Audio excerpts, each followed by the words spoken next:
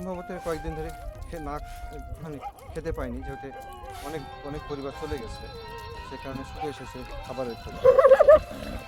কিন্তু আমরা বুঝতেই পারিনি যে এই কুকুরগুলো হয়তো আমরা পাবো বা দেখতে পাবো, এইভাবে এই অবস্থায় দেখতে পাবো, সে কারণে খাবার নিয়ে আসতে পারিনি। খুবই খারাপ লাগছে দেখে। এই কুকুরগুলো খাওয়ার অভাবে কান্নাকাটি করছিল, মানে চিৎকার দিচ্ছিল। দেখছিলাম যে মানে যেভাবে কান্নাকাটি করে, শব্দ করে, সেভাবে কাঁদছিল কিছু কুকুর খাবার হবে, শুনতে পাচ্ছেন হয়তো। এই এই হচ্ছে এখানকার জীবন প্রকৃতি অবস্থা। এসে দাঁড়ায় আছে দুটা কুকুর। কি ইস, খাবি কিন্তু খাবার তো নিয়ে আসিনি রে ভাই। হ্যাঁ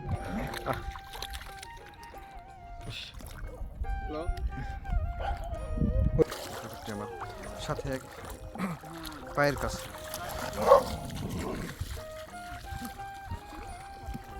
আচ্ছা, আমাদের পাহারা দিয়ে নিয়ে যাবে, নিয়ে যাচ্ছে সাথে। কিছুটা ভয় লাগছে।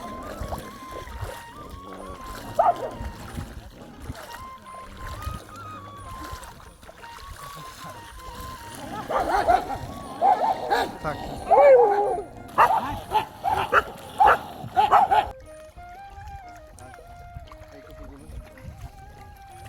সম্ভবত নাচতে আছে।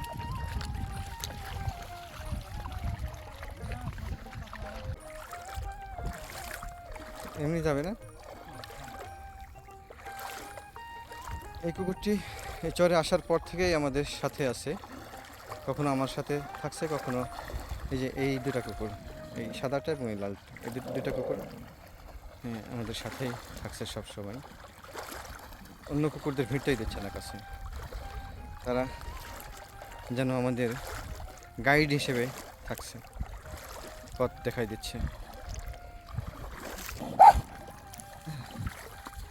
এই কুকুরটি আমাদের কাছে আসার চেষ্টা করছে, এই কিন্তু এই লালটা এবং সাদাটা যারা যে কুকুর দুটো পাহারা দিচ্ছে, তারা এই দুটি কুকুর ওই কুকুরটিকে এই কুকুরটিকে ভিড়তে দিচ্ছে না।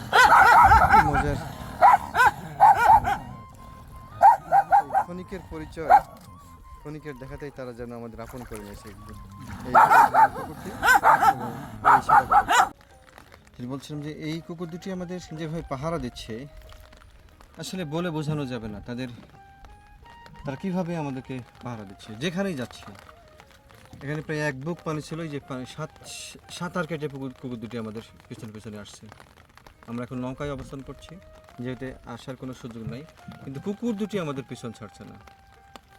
এবং আগেও দেখেছি যে আরেকটা কুকুর আমাদের কাছে আসার চেষ্টা করেছিল, কিন্তু এই দুটো কুকুর ধাওয়া করে ওই কুকুরটিকে ভিড়তেই দেয়নি কাছে।